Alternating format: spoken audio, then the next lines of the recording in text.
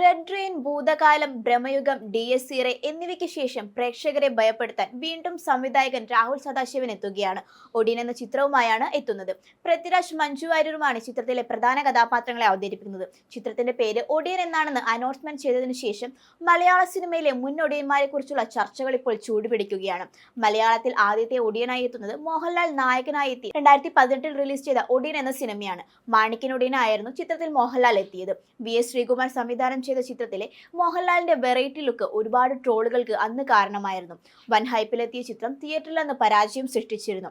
സംവിധായകൻ വലിയ വിമർശനങ്ങൾ ഏറ്റുവാങ്ങേണ്ടി വന്നു. ചിത്രം ഇഷ്ടമായെന്ന തരത്തിലും പ്രേക്ഷകരിൽ നിന്നും അഭിപ്രായങ്ങൾ ഉയർന്നിരുന്നു. ഇപ്പോഴത്തെ രാഹുൽ സദാശിവന്റെ ചിത്രത്തിലെ ഒടിയൻ എങ്ങനെയായിരിക്കുമെന്ന ആകാംക്ഷയിലാണ് പ്രേക്ഷകർ. പൃഥ്വിരാജ് ആണോ മഞ്ജു വാര്യരാണോ ചിത്രത്തിൽ ഒടിയനായി എത്തുക എന്ന രീതിയിലുള്ള ചർച്ചകളും ചൂടുപിടിക്കുന്നുണ്ട്.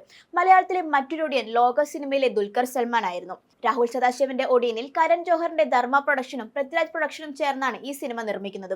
അതുകൊണ്ട് തന്നെ സിനിമാ പ്രേമികളുടെ പ്രതീക്ഷ ഒരുപടി മുകളിലാണ്.